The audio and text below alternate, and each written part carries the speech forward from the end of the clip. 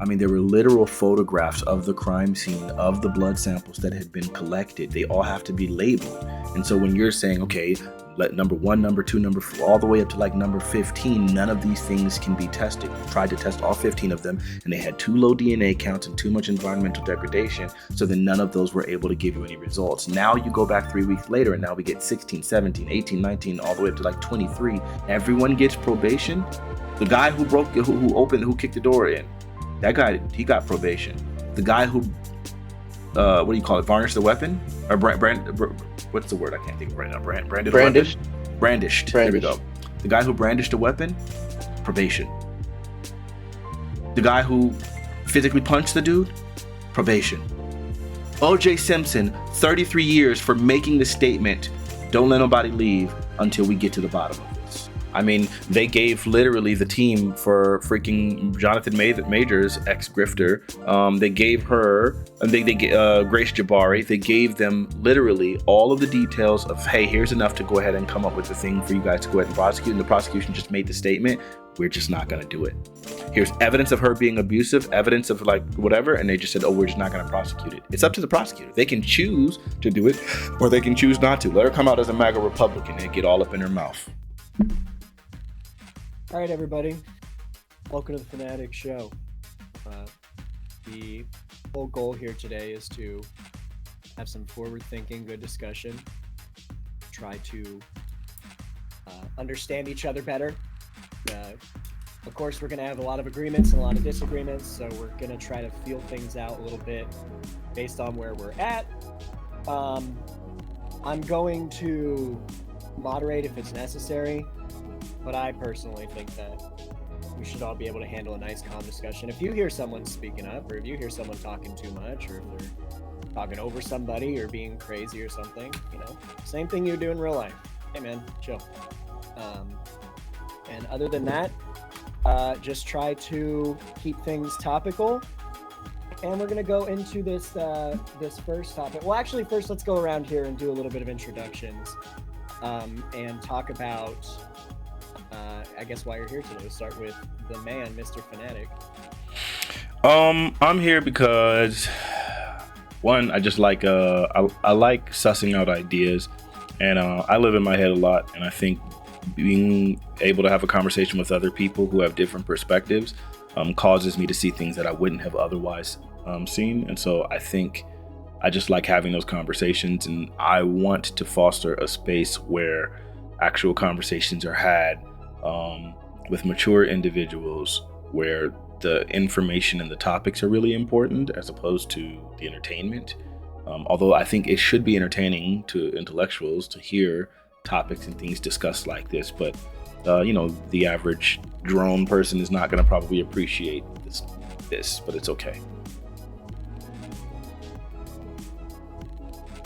All right, very nice. We'll take it over to higher thinking is M87. And in addition to what the first question was, I have to know where this name came from, why we're referencing the M87 cluster.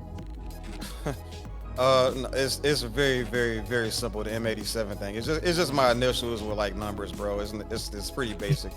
I don't know if there's a gun affiliated to it, any type of weird. I don't know what's going on with that.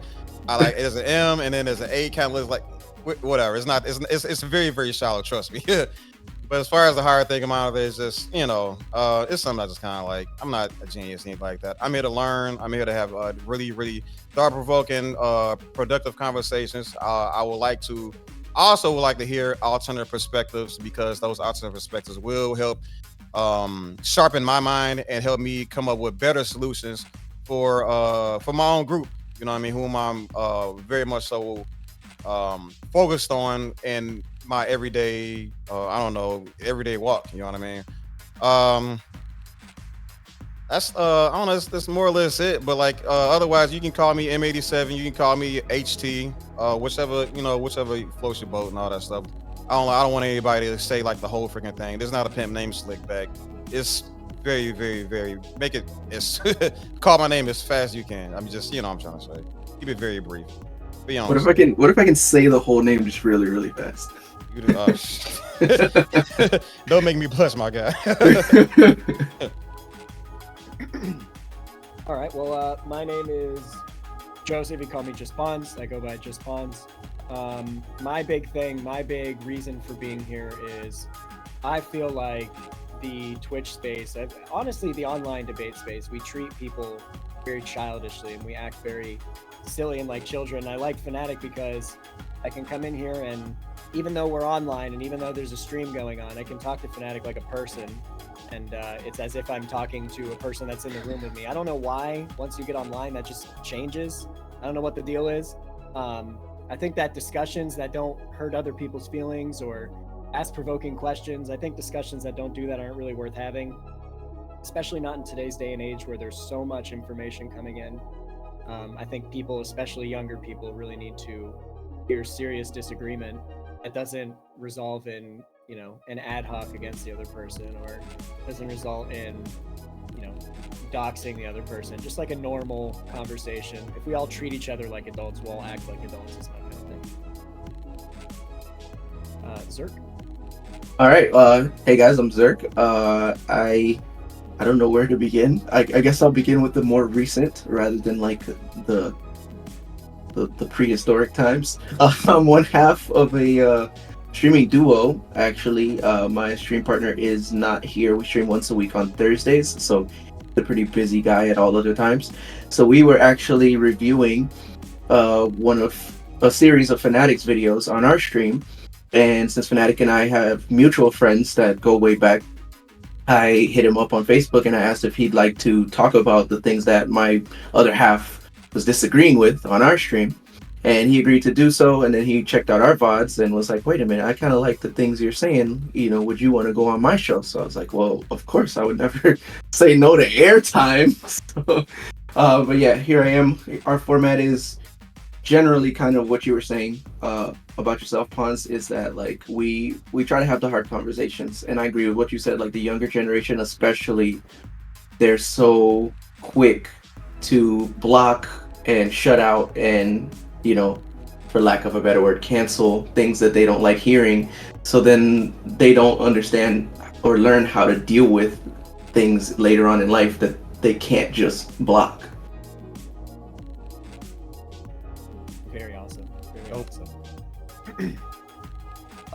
Before we move on, we're going to talk obviously about some pretty intense things today.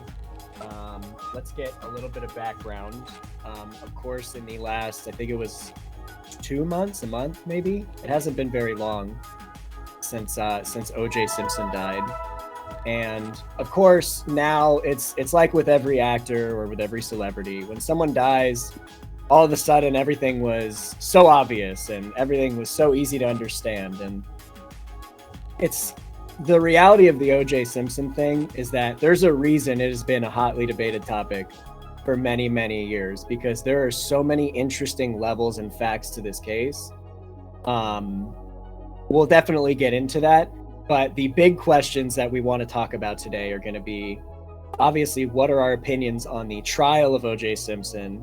But also we want to talk about the treatment of OJ Simpson and the impacts of the treatment of OJ Simpson. We kind of want to get everything around that. So let's go one by one and kind of give our general thoughts on the topic. Say the thing that you feel like is the thing that presses on your heart. And once we've heard everybody's, we'll kind of feel out where we want to start. And let's go in reverse order this time. So Zerk, why don't you take it away? Woo! I did not see that coming. Okay. Bait and switch on you. Keep you on your toes. Yes. I thought he was gonna start in the middle. I was like, oh, he's gonna do something strange. I know it. Not that strange. Okay, so sorry, can you give me the bullet points again? You said the treatment of him and you said two other? Yeah, we're going to talk about the treatment, the impact of the treatment, and of course, just your thoughts on the general case. But really, this is just what you're interested in about the case. Okay, cool. All right, so with my whole thing is, I know that everybody was kind of looking into every detail about the case, et cetera, just to see, was it... Everybody wants to play their own like trial whenever these things happen with celebrities, and it was no different 30 years ago. It's no different today. As far as the outcome of the case, it is what it is. That man lived the rest of his life in freedom. So that's why I did want to focus more on like the treatment and impact, like you were saying, just because I say that to say.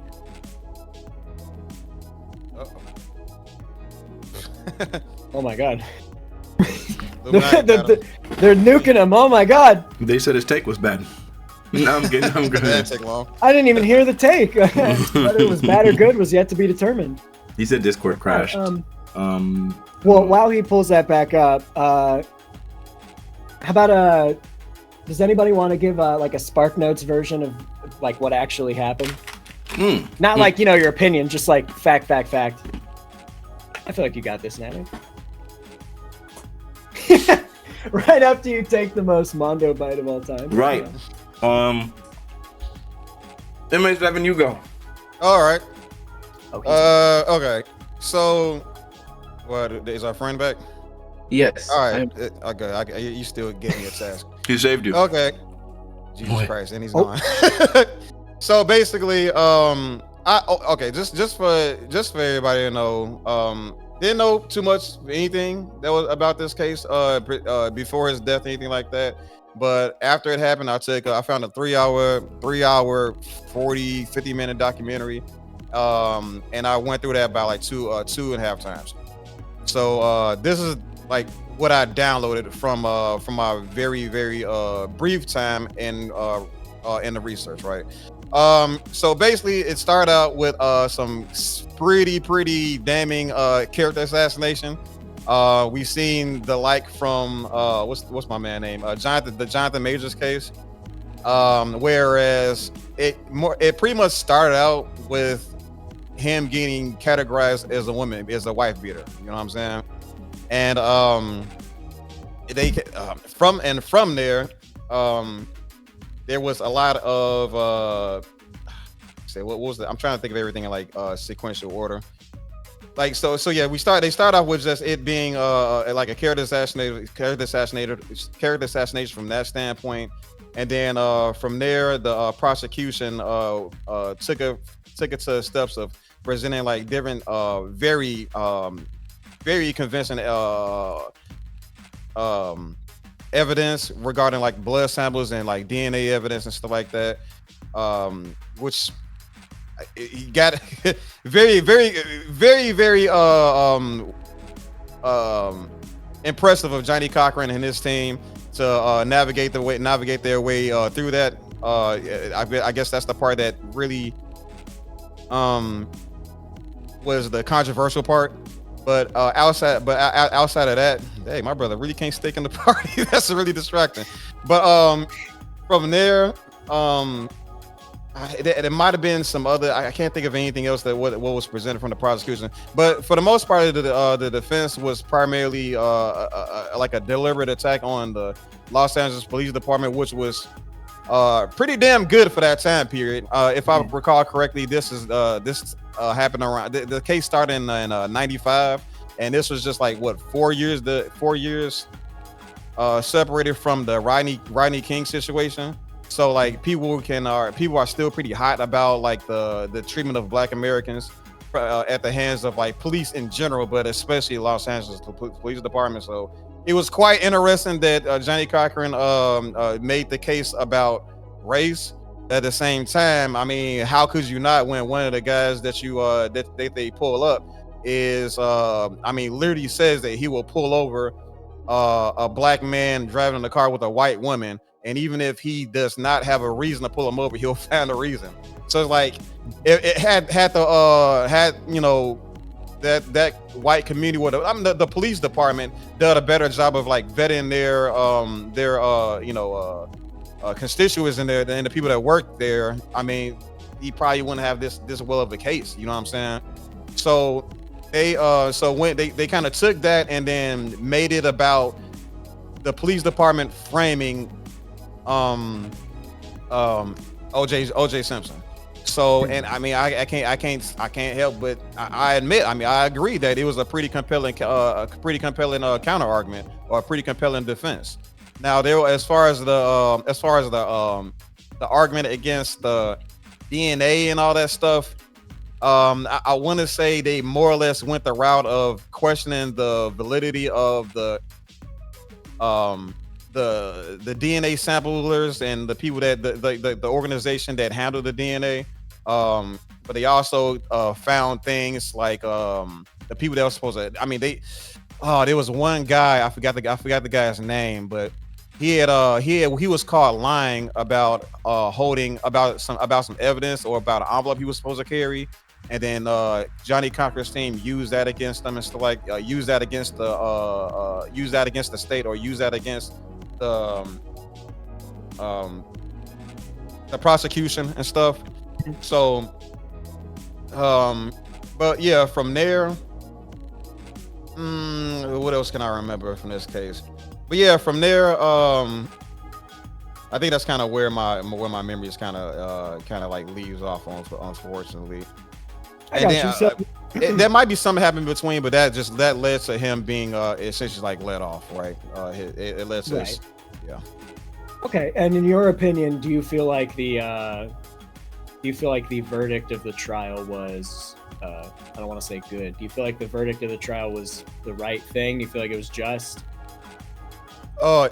Jesus, dude, it's like That's a tough question.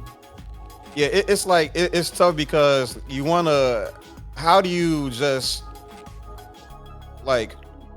How do you contest evidence like DNA evidence by saying, "Oh, these people or this such and such person is a rookie or this person is new"? You know what I'm saying? Mm-hmm. Without going into like some of the like finer details or the nuances of DNA collection, or I don't know, pull up. I mean, especially when they say the things like the blood matched and stuff like that. Like it's like that part is really really hard to come to the conclusion that this guy didn't do it despite the blood matching. If they didn't come with some sort of a counter argument that argues against that this evidence, well, it's hard to believe that he didn't do it.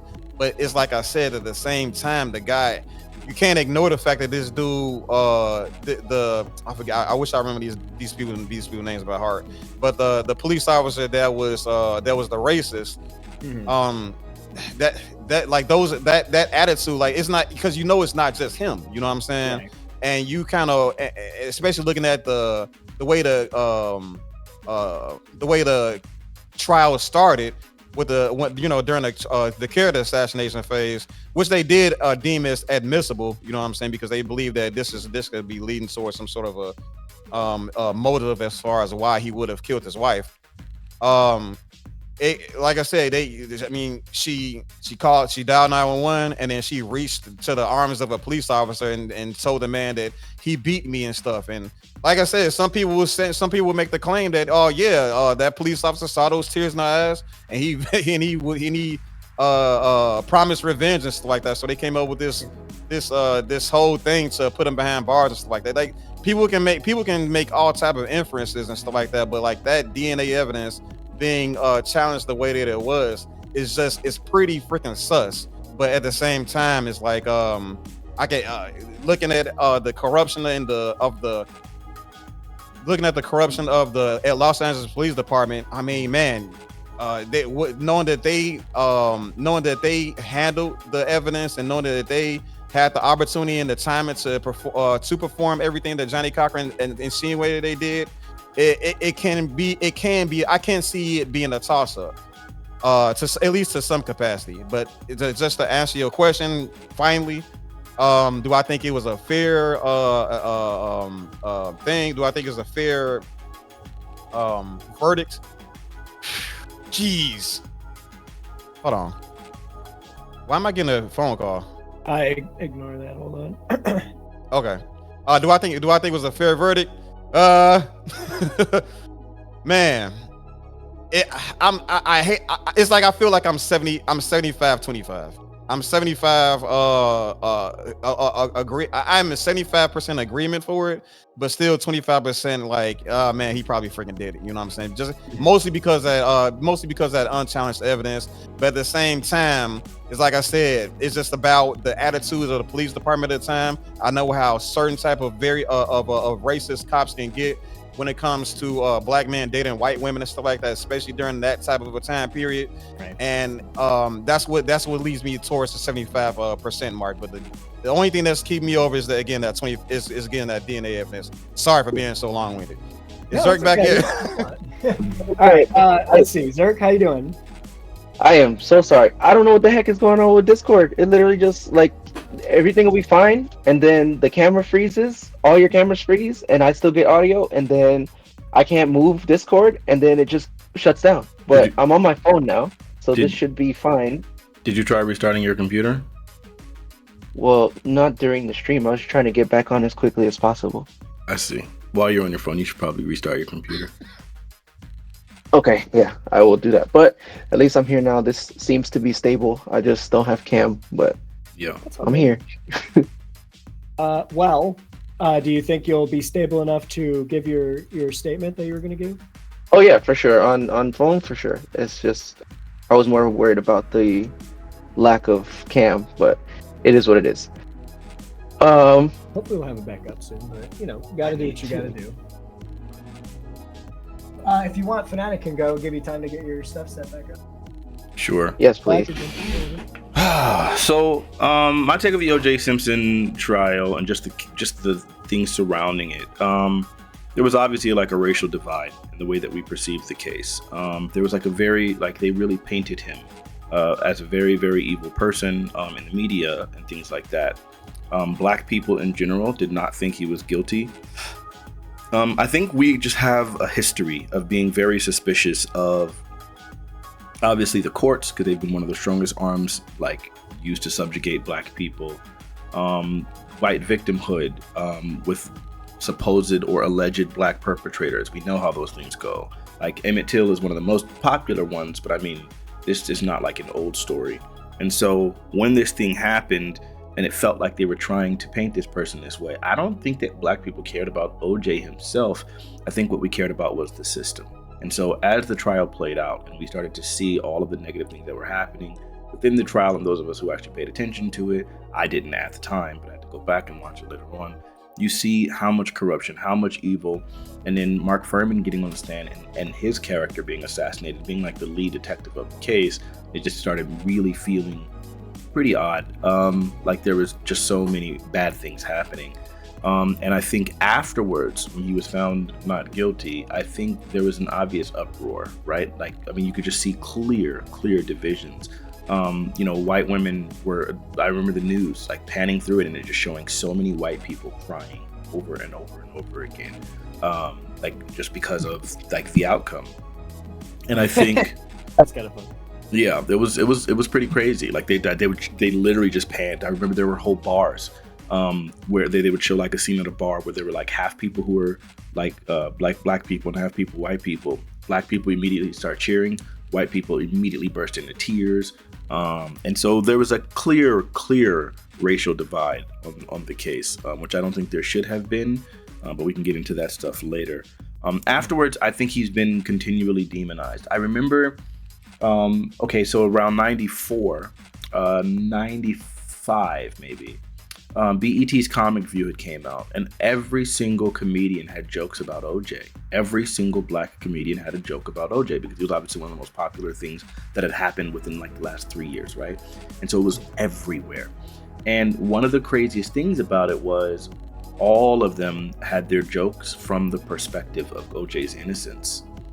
And so we just had a specific narrative within the black community of his innocence. So nowadays, when people are saying things like, "Oh, black people were cheering for his death because he killed white people," I think that's just a misrepresentation, a misframing. Furthermore, there have been documentaries, movies, and TV shows, and all these things like created specifically to paint the image that OJ was guilty. And I think that was a different type of assassination that I'm not a big fan of. And I think he was punished in the next trial, because he didn't live the rest of his life free, he spent only he like had a case, and then he did 9 years over that case, which was complete nonsense. And so I think they were obviously punishing him for what happened there. And I still to this day believe that there is no good evidence that OJ did any of those murders, but we'll get into all that stuff later. Oh, lastly, on his death, I've noticed that there has been a complete shift in people's perspectives about the innocence or guilt of OJ. And I think we've seen that, but I think him dying now and hearing some of the like leftists and progressives and other political streamers and their takes on OJ, it's offensive to me, because we always claim that those are allies and that they are about progressive ideology and things like that. But when we have clear cases of obvious corruption, clear, like, and I think that verdict was fair. I think when we see those things, but they can't see it because I for whatever reason, I think that it shows me that there's still a lot more room, a lot more progress to be made, and yeah, racism is here to stay for a while. Okay. Racism's still alive. They just be concealing it. Yeah. Is that not the right person to quote him? Probably I mean, not appropriate right now. it works. It works. Okay, sorry. So my computer's back on, but I'm just afraid to even start Discord and have it crash again and screw everything up again. I would say go ahead and try, and then if it does again, then yeah, just go ahead and remain permanently on your phone. That's what I would suggest. Okay, I'll get that going now. And so what I was saying, I was talking about the treatment and the impact, and I guess Fanatiq, you kind of touched on a bit of what I was gonna say too, is that like this is a 30-year-old case. The fact that we're sitting here today, none of us professionals, and talking about a verdict from 30 years prior, I think that has way more to do with society and the treatment or the opinion of Black people in society rather than the actual case itself. As you said, right? Like all the Black people were like, he didn't do it, he didn't do it. All the Black people were happy when he was acquitted because they were like, see, we told you he didn't do it. But as an adult now, I was 6 years old when all of that was in the news. So I remember people talking about it. I just didn't get what was going on. So I will say to that whole thing, when I would later fast forward, when I become 18, Obama was running for presidency for the first time, and I did not vote. And everybody's like, what? You're not going to vote? How can you not vote? This is going to be, this is potentially the first Black president. And I was like, yes, I know. And I want him to win the presidency because he's Black. But I know I'm in college right now. I'm a freshman. I'm playing football. Like, I'm worried about chasing girls. Like, I don't know anything about politics, so I know nothing of his policies. And so if I voted for him, I would only be voting for him because he's Black. And I do think a lot of people did that, and I'm not going to fault them for it. I just didn't want to do that for myself. And so that's how I feel like that was kind of the mindset with the OJ trial. Like, all the people who voted for Obama just because he was Black, it was all the people saying that OJ was innocent because he was Black and the woman was white. So like, I get it because I was there. But, would I have... I think by the same token that I didn't vote for Obama, I would have said, let's, analyze the facts with OJ and see if he actually did do it. And people would have thought that I was crazy then or a traitor then, just like they did with Obama. But it is what it is. I get it. I get why it's like that. Okay, well, so, MA7, you said that you watched a 3.5-hour documentary, and they were like saying that, like, basically that the reason why they dismissed the DNA evidence was because it was like handled by a rookie or things of that nature. Does that documentary, did it ever mention EDTA at all? Do you know what EDTA is? You're muted. Sorry about that. No, I'm not aware of what that is. Okay. And I don't recall it being mentioned. I wouldn't remember if I don't have that, that cognitive understanding of it. Right. I mean, that was the number one, like, counter to the blood evidence. Yeah. Okay. I just missed it. Yeah. And I don't think that you missed it. I believe that documentary probably wouldn't have included it because almost everything that's done on this case is done with such an insane, dishonest bias. And it leads people to the conclusions that they are more informed about it because things are spoken from an authoritative manner. So then you think, oh, I'm becoming informed and now I know. And now because I know, I feel confident. But in reality, you know the lie that they're telling you. Because if I can briefly, EDTA is a thing that can be found in a lot of things. It can be found in detergent, it can be found in fruit, so on and so forth. But it's extremely trace amounts. And what it does is it prevents clotting. It prevents clotting, and it's normally used as a preserving agent in blood because if blood is clotted, then it less able to be worked with. And so, whenever your blood is drawn, like in a lab, right, for like to be tested later on, like by the police and things, what they do is they put it into these vials, and there is the presence of some EDTA in parts per million in order to stop your blood from clotting so that they can test it in things later on. Well, if you have parts per million in your blood as a living, breathing person, it would be it's incredibly dangerous. The blood that they found from OJ Simpson had EDTA in it. That's why the prosecution, it wasn't because, a rookie did it. That had nothing to do with their argument. Their argument had everything to do with this blood has EDTA in parts per million, which would be lethal, which means that this blood couldn't have been just natural blood found from the crime scene. It had to have been planted. You add to that the fact that the blood samples that actually were able to be positively tested to OJ Simpson were discovered 3 weeks after the initial blood was discovered, because originally they did a search onto the blood of onto the blood in the crime scene, and none of it had a high enough DNA count to be tested. None of it.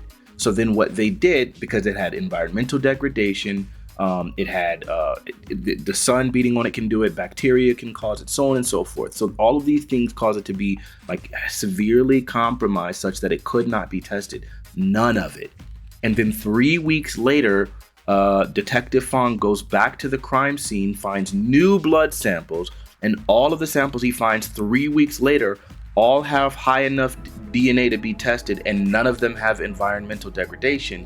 So then that means now they're able to test and positively identify that blood with OJ. Do you understand going an additional 3 weeks still out there in the elements, and then now this blood having significantly less degradation, significantly more DNA, and the presence of EDTA would lead you to believe that this blood must have been planted? You understand that logic? Oh yeah, of course. You spelled it. You painted a perfect picture there. I completely understand that. And that's exactly what the prosecution did. But then when you watch the documentary says, they just gave up fugazi, shoddy arguments about you. And that's just not the way it worked. That's not what happened. So then that's what I feel like is just so dishonest about it. I feel like the media has been on a page for over 3 decades now, or for 3 decades now, to smear the case, to make it seem like it was only racial. And I just don't think that that's accurate. I think that's unfair. Yeah, I definitely will. That's one of the first things I thought of, especially when the DNA evidence started coming to the case. I'm like, oh man, this is one of my blind spots. You know what I'm saying? I don't know anything about DNA evidence, how it's collected, how it's processed, none of this stuff. And I imagine that a lot of the jury were in the same predicament. You know what I mean? And then at the end of the case, and this was an important part, you know what I'm saying? At the end of the case, when when both alert teams were presenting their last plea, their last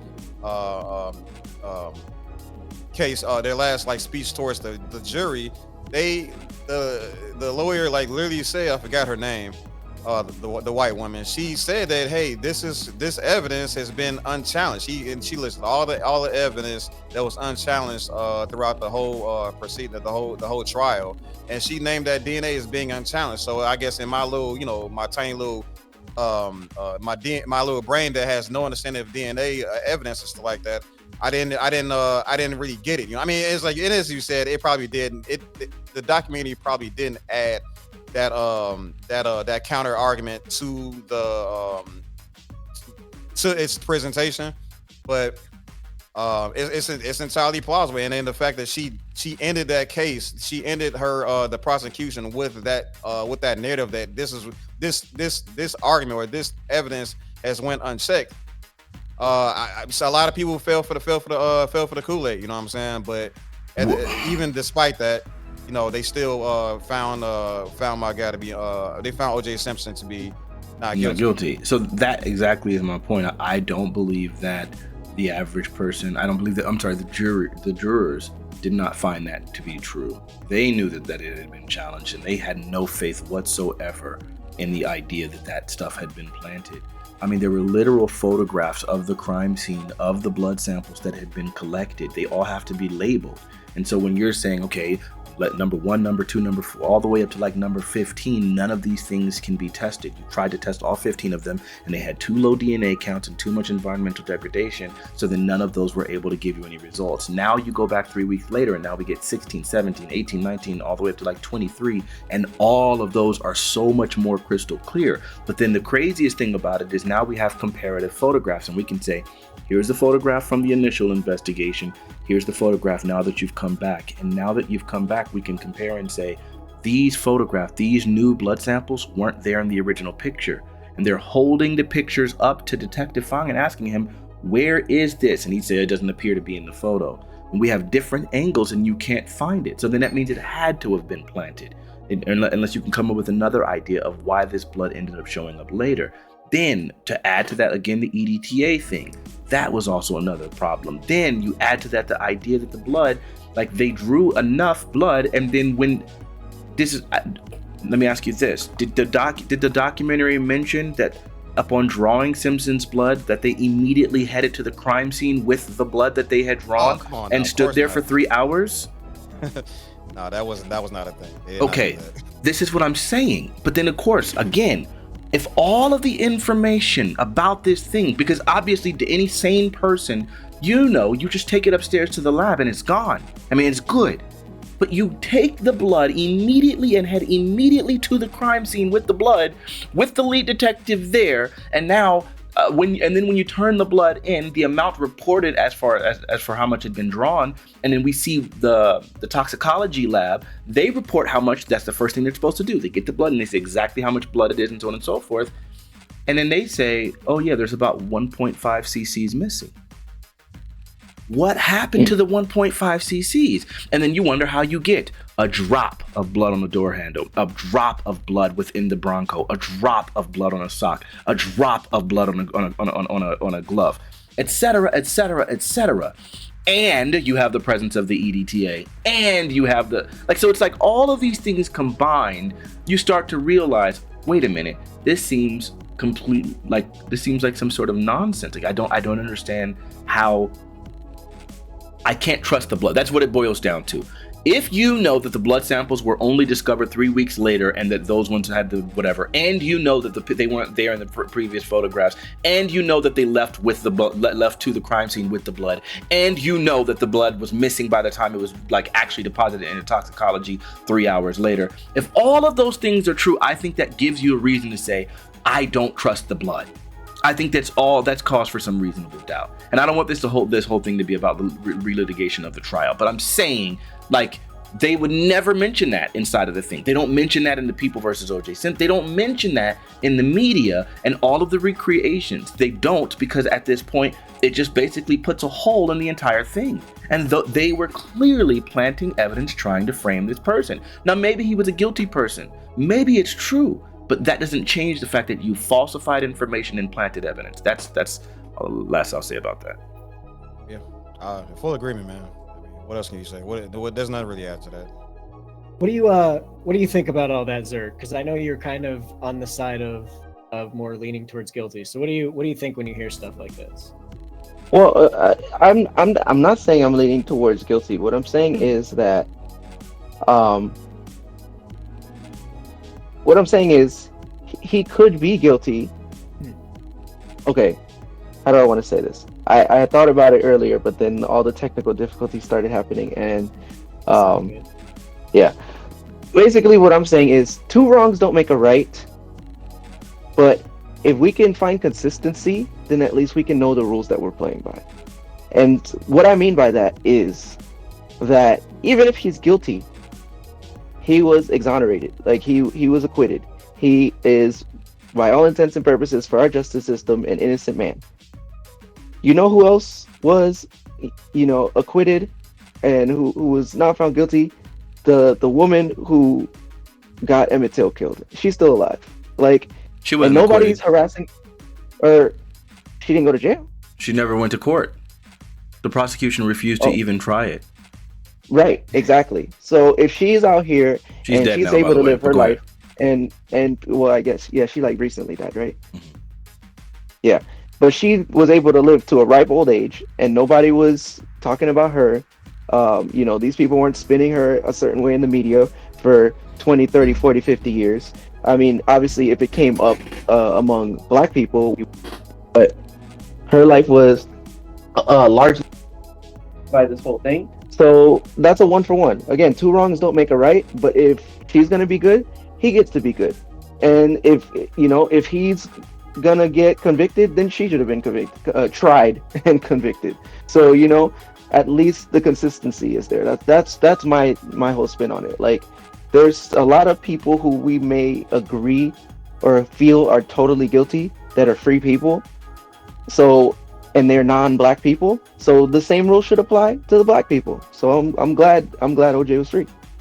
But I don't think it's a fair 1-to-1 because Carolyn Bryant actually lied on Emmett Till, which is why he ended up being, murdered and all of that. Whereas OJ Simpson, I don't think that there's any evidence that he actually is guilty. So then I don't feel like it's a fair 1-to-1. I feel like what ended up happening, and by the way, like, it's not like that OJ Simpson just got to live the rest of his life. OJ Simpson was erroneously given 33 years for a supposed robbery in which he was getting back property of a memorabilia that belonged to him.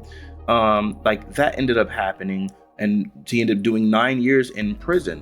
Not to mention the fact that he was found civilly liable for this thing for which there is no sound evidence. So it's like, I mean, That is true. it seems really hard to compare him to Carolyn Bryant, who they knew where she lived. People ended up finding where she lived, and then they notified the authorities, and the authorities just refused to prosecute her and just let her live out the rest of her days in peace, knowing what she did to that young boy.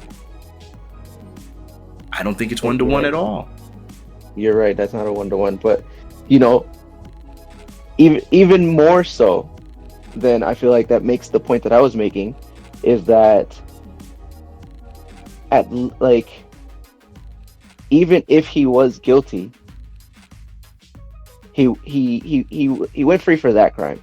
Now later on, the robbery thing was obviously ridiculous, and it was probably get back, like you said. But in that moment, and for those years after the murder trial, it almost felt like finally one of us beat it. And that's kind of what I was getting at. Like, if you watch the movie, I think it's called Glory. No, not Glory.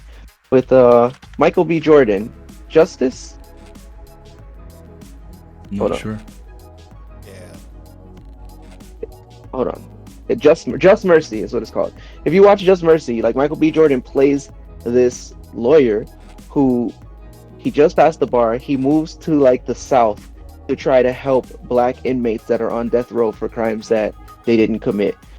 And I actually shed a tear. I was watching that movie on an airplane, and I'm like sitting in my airplane seat, like tears streaking down my face, because it was like how real it was that these dudes, most of them literally did nothing, and they were sentenced to death. And like, one of the guys he tried to help, he went to the execution, and he watched them give this guy the chair, and the fear in that guy's eyes, especially knowing that he was innocent. Like, so many people like that went that were innocent. It's like, finally OJ didn't go. Like, that's a small victory. So that's why I was saying, even if he was guilty, which again, what's done is done. It's been decided. So that's why I feel like the argument still 30 years later on wasn't he isn't the point. I think the point is that it was great that finally, after all these people who were killed for nothing, somebody actually got to go home. See, I don't like that. I feel like, and that's something that a lot of people are crying about on Twitter and on, you know, stuff where they say, oh, black people felt like this was a payback, right? For the Rodney King things, Rodney King. And there was a specific juror, and you'll always hear people refer to that one juror who, like, several years later, almost a decade later, says, like, yeah, I wanted to get back for Rodney King. They'll ignore the other jurors who all said point blank, I thought that I was going to be the only one of the jurors said, I thought I would be the only person to say not guilty. I thought it was going to be 11-1 and that I would be the only person to say not guilty. And then, of course, then it ends up, they do like a preliminary vote, and it's 10-2 from the very beginning. And so then I say, okay, so now we got to work through this trial. So I think the idea that, you know, I don't think he got away with one. And I think it would be pretty heinous. If it was the idea that he did murder those two people, I think it would be pretty gross to just be like, well, you know, white folks have gotten away with enough, let this man go free. That wouldn't be just to Nicole Simpson and Ron Goldman. Right, and I said two wrongs don't make a right. Yeah. But, you know, at least let's be consistent. If we're gonna know that people can get off with bullshit, like, let everybody be able to get off with bullshit. So at least we know the game that we're all playing the same game. I just want us to be playing the same game. Sure, I would like more equity and equality within the system. That being said, I don't think OJ would be a good case for it, because considering I don't think there's any good evidence. What do y'all think of, like, the people, especially like the folks in like the online spaces, essentially criticizing the community for being celebratory towards, I guess, how should I put this?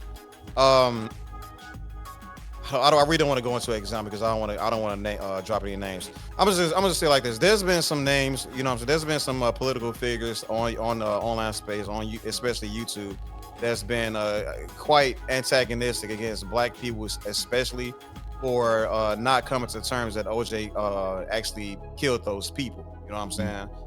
To the point they actually, like, again, because they're actually been criticizing black Americans for doing this. Like, do you guys having like sort of like thoughts regarding like those types of people? I mean, because I'm not talking about like people that kind of just started like a couple years ago. I'm talking about some names that's been around for like 10 plus years and stuff. Calling the question, like, why is everybody still like celebrating OJ Simpson like he was some sort of a hero, when, I mean, if it wasn't for the case itself, we hear a lot of things about, you know, the attack of when as soon as he got some money, he became one of those Negroes that disowned his blackness and stuff like that because he got some money, and he surrounded himself with white people and stuff like that, and then it had to take until he went to jail. It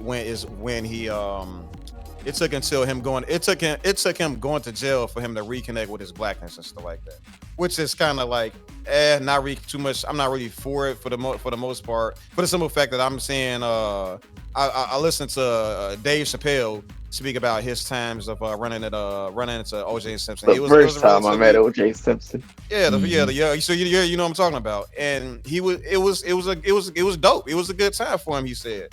But again, you're hearing some people who've been around for a very long time say that, hey, this guy wasn't a good dude. You know what I'm saying? So why is black people celebrating this guy? Just general thoughts regarding that. Sure. As someone who has very little chips in this game, I think that something that the more I look into the OJ thing, something that increasingly becomes clear, something that increasingly becomes obvious, is that this entire thing is really based off, it's like a litmus test for like your feelings on the matter. There is no concrete evidence. Every single bit of evidence about OJ, and I'm not saying this means he's innocent, I'm just speaking facts here. Every single bit of OJ's evidence, all of it's circumstantial. It is very hard to convict anybody on this planet of anything with only circumstantial evidence, because the whole point of circumstantial evidence is that there could be one circumstance that it fits, there could be another circumstance that it fits. And when we're talking about things like murder, we're talking about beyond the reasonable doubt. I think that people hear what's going on, And like everybody, we all do this. There's nothing wrong with it. You just have to acknowledge it. We immediately want to pick an answer. It kind of sounds like he might be guilty. It kind of sounds like he might not be guilty. And then from there, we kind of work our way back, look at the evidence, and that's kind of how we come to our conclusions. We start with that, start with the end, and we work our way back. And I think when people talk about OJ, especially people who talk about I can't believe he defended him, or I can't believe he celebrated him, or I can't believe he do any of the reality is like, it's not about the icon OJ Simpson. It's not about any of that. The fact is, we have this case here that is only circumstantial evidence. Only circumstantial. Casey Anthony's evidence was only circumstantial. And you have all these people who are so incredibly confident and want to tell you with every fiber in their being that they know what happened and that you're an idiot for thinking otherwise. And I think those people are idiots. I don't think there's anything more ridiculous than taking something that is very clearly not simple and telling people over and over again, it's so simple, and you're treating it like it's not simple, and you're an idiot for doing that. No, it's not simple. There's nothing simple about the OJ Simpson stuff. Oh, the only simple thing is that he was acquitted. That's the most simple thing of it all. So that's kind of my thoughts on the matter. I think people virtue signal super, super hard because they know that most people feel on average like he's guilty. And Really? I think that's pretty stupid, especially when we're supposed to be living in this kind of idea in America that like you're kind of innocent until you're proven guilty. So But everybody forgets that when it comes to their feelings. I just know one thing before M87. You can go ahead, but I just know one thing. The glove didn't fit. all right. Very funny. The only thing I would say to that, what you just said, was it okay? Was it prod? Pons. Pons. Prawns? P-O-N-S. Like Pons. All right, yeah, P-O-N-S. Thank you. The only thing I would say that is, bro, is these were black people speaking to a black audience, and for the most part, the black audience is, like I said, very much so pro him being free, him not reaching a guilty verdict. You know what I'm saying? So I understand what you're saying. It's just that for these people, pertaining specifically to these people, there's like unless maybe I can't say that. Maybe it is unfair to say because it's not that these were black people. I don't know for certain they're talking specifically to black people, but they're more so left adjacent types that you would think would be speaking to a black audience. But if you're gonna make the case that, hey, non-blacks is gonna be is more so in agreement that he should have went to jail, but like since these black people are speaking to a leftist space instead of a black space, that it makes sense that these that they're virtue signaling to their audience, like or essentially grifting to their audience. And so I don't know. I guess I was under the impression that these were like predominantly black spaces, but hey, if this space, if these spaces believe that he was he was wrongly accused, then okay, I guess I can see where you're coming from with that, but I don't know. I'll clarify real quick. There's nothing wrong with having a strong opinion on the matter. I have nothing. The problem is when people act as though their opinion is fact, and they act like there's no discussion to be had. When you're online, when you're speaking to an audience, it's very dangerous work to be playing with, to treat things like they're very stupid and obvious, especially when most people watching are, frankly, kids. Like they don't. Yeah. Things like gaslighting is very, very effective to people. When you say, "Oh, come on, you really think he's innocent? Are you serious? You actually like? Why can't we just say?" I personally feel like he's innocent. I looked at the evidence for myself. I made up my mind. But I do have to acknowledge that he was acquitted by a jury of his peers, and we do have to kind of, move forward. Like nobody can show the humility as well. It has to be like, I know exactly what happened. I have that, that based and fresh take on it, I guess. So go ahead. I was just gonna say it's hard to say. It's hard as Fanatiq just kind of pointed out, bro. Like a lot of this, like the strongest evidence was kind of like torn apart in trial. You know what I mean? To the point that it didn't even that blood evidence, even when represented at the end of the trial, did not convince a guilty or did not convince the jury to invoke a guilty verdict. Like they kind of they heard it in trial. They saw it being dismantled by Johnny Cochran and his team. And for the most part, it's just we can say it was circumstantial evidence, but for the most part, this is as Fanatiq said, like it wasn't good. It wasn't a good sampling anymore.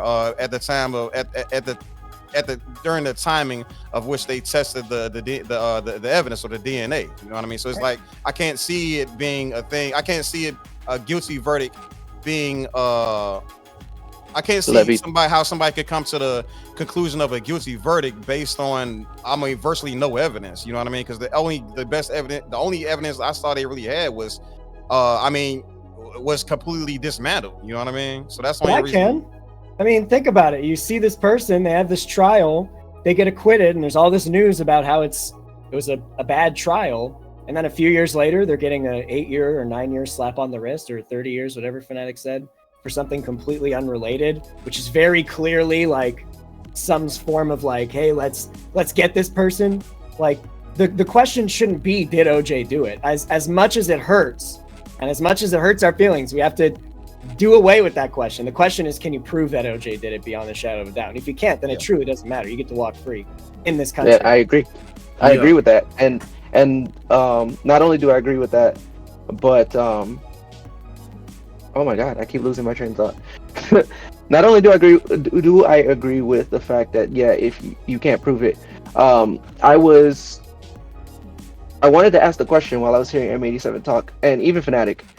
It's like, what are we accomplish? What is our goal? What are we trying to accomplish now by discussing whether he did it or didn't? Like, are we trying to discuss that people were racist who said that he did it? Are we trying to discuss that? Like, what is the outcome of this conversation going to do for the future, or what do you think it should do, or what do you think it says about the present that we can try to work on or point out? Can I take this? Really good question. Sure. Real briefly. Okay. In my opinion, all right. So I'm pretty sure Fanatiq's gonna have a very different answer. And Pons, I got to say your name is off the spot to get it down, to download it. I'm gonna, and this is not a 1-for-1, so don't give me, just bear with me here. But on my platform, I've been covering this one particular mayor. All right, she's from like a neighboring town. I don't know, 10 minutes out or whatever like that. And this mayor has been so problematic in the way she's been running her township of only about 20,000 people that she essentially, how do I put this? She's on the news. She's on every news source you can think of: Fox, NBC, CBS, you name it. Almost like a gang of YouTubers have been covering her over and over again. I put one video out about her, and it's always my best video of the week and stuff like that. And what I infer from that from this very insignificant town with a populace of 20,000 people and a median whom has about a median income about 24,000 people, is the example that everybody needs to be paying attention to. That's gonna how do I put this? It will inspire people will inspire people to pay more attention to the things that's going on in their own towns. All right. So with this case, right? So this is how the comparison works. In this OJ Simpson case, it's high profile as a mug, and it's on TV. It's talked about like with amongst a ton of people, and people can see how a court processing works. They learn about how I'm trying to say it's essentially can be used as like a gateway to understand like how the justice system works, and it can inspire them to actually start paying attention to other trials and stuff like that. And then similarly to the mayor situation and people getting more involved into like into the happenings of their townships and going to the town hall meetings and getting more involved in their local politics and stuff like that. People will probably start becoming more privy, more educated regarding trial processes and the way law works and stuff like that. So it can essentially uplift those who have been let's say distracted with other things, and so that they can learn some more about something that actually truly matters by way of something like the OJ Simpson case, being as high profile as it is. And it's high profile because it's entertaining. You know what I'm saying? But But if they sometimes entertaining can be okay because it can be used as as a way of educating people. but if Does they that don't make sense? become if they don't go on to become litigators or judges themselves, what can they do about it? Like the best they can do is be randomly selected to be a juror, and then it's still up to the prosecution and the defense to convince them one way or the other. So they're still going to make their decision, and they can't just base the decision on, well, because OJ, like, you're supposed to. And they ask you, I don't know if you've actually gone through the process of serving on jury duty, but I recently, like 2 months ago, I got called in and they do a screening, and it takes like 2 hours, and they ask you all these questions on, like, can you be impartial? Can you stick to just the facts?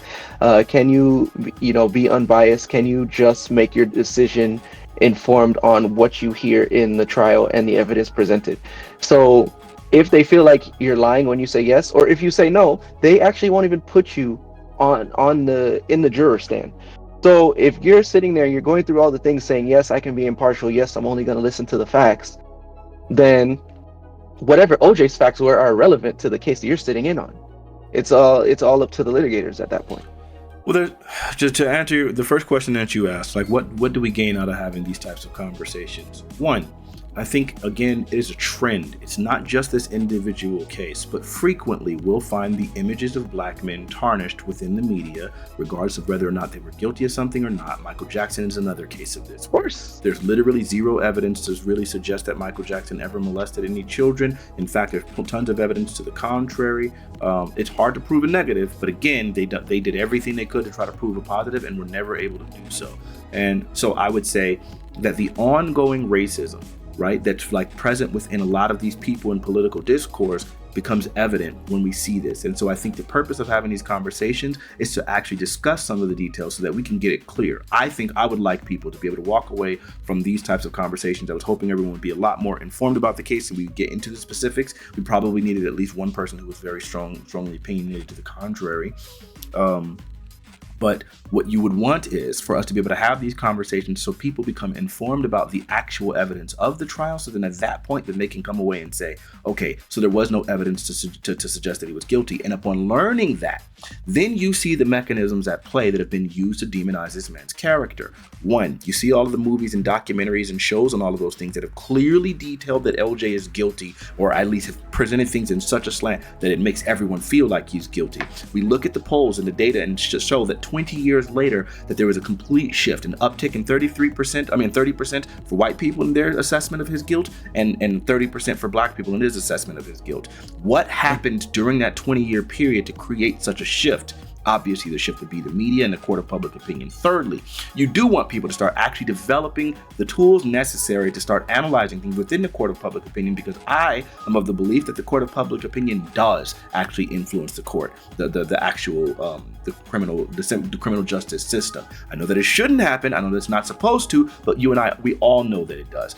There's a reason why people are more likely to be found guilty, black men are more likely to be found guilty when all of the entire jury is white. We know this. These kinds of things happen. So we do need people to become informed. Furthermore, this won't be the last attack on a black person on their career. There's going to be another person who's going to be character assassinated, Bill Cosby. So then at that point, what are we going to do about making sure that we keep the public at least honest with themselves? I need people to start checking their own bias and being able to say to themselves, wait a minute, I felt very strongly about this situation. I was very, very wrong. And what led me to come to such an erroneous conclusion? The only way you come to that knowledge is if you actually do the analysis yourself and realize you're wrong. Learning that you're wrong teaches you how to avoid that mistake in the future. That's the purpose of these conversations.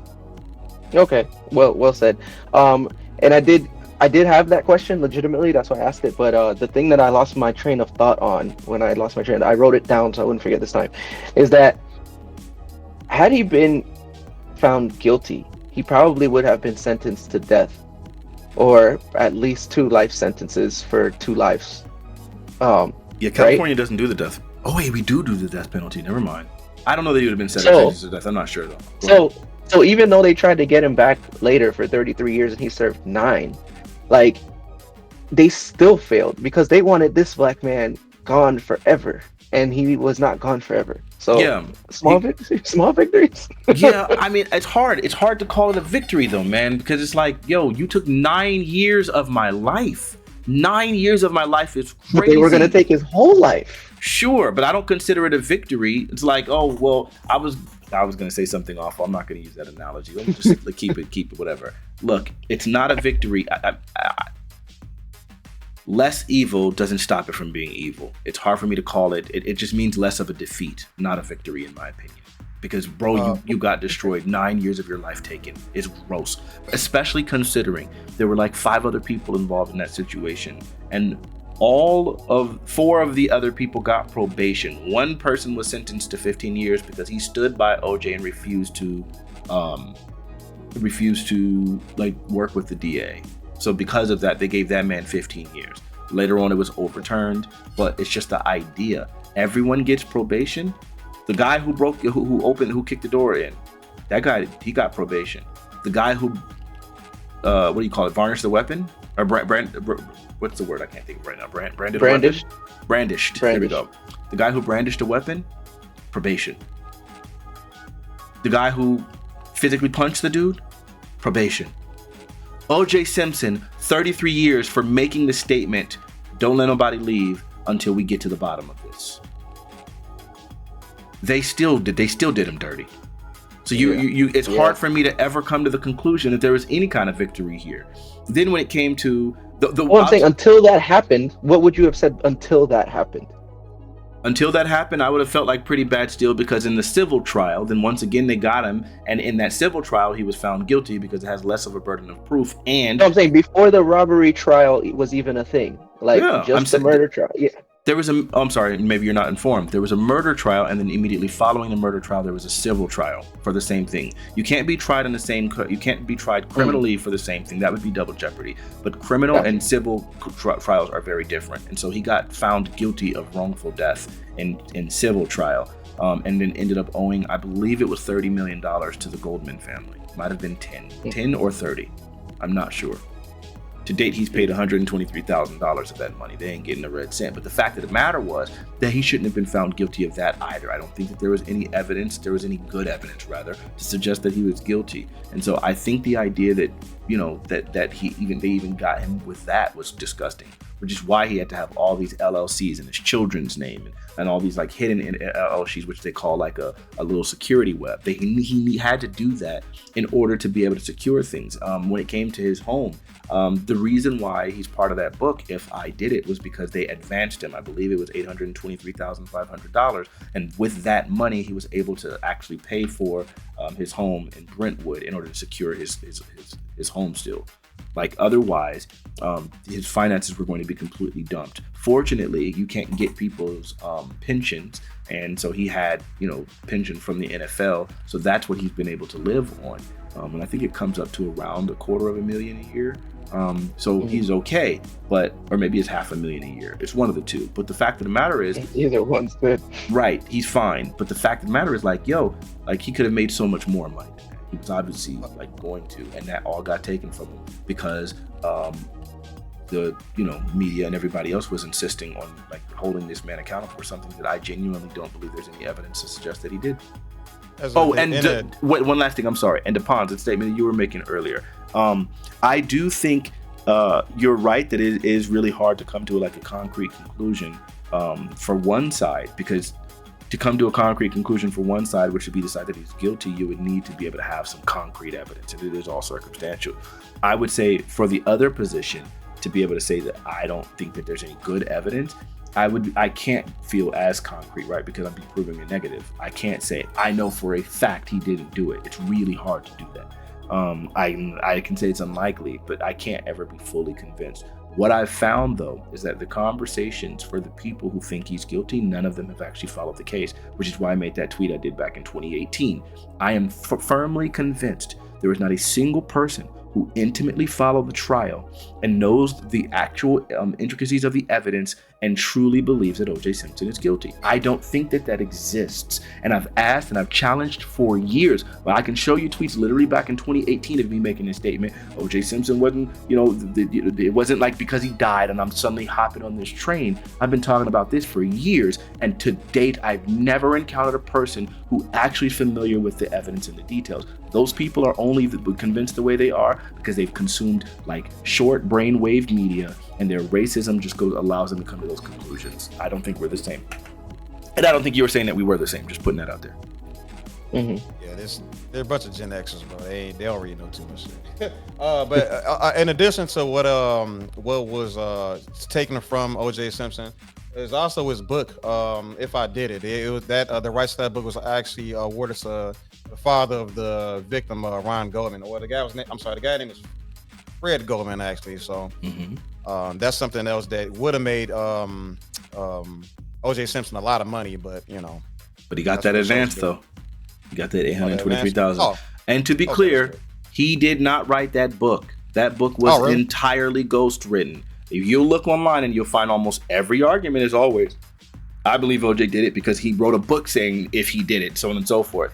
He didn't write that book. That book was written by a third party who was a ghostwriter who literally followed the trial and just wrote down a story based on the prosecution's argument. Like, if this is what the prosecution is stating was written, what stating happened, I'm going to write a book from that angle. And that's what that person did. OJ Simpson simply attached his name, got advanced $823,000, did a really disgusting interview on that, and he called it blood money at the time. He said, yeah, everybody's just trying to make money off of the situation, and I needed to do that to secure my homestead. Those were his words, and so he went ahead and got in bed with those vultures, as he said.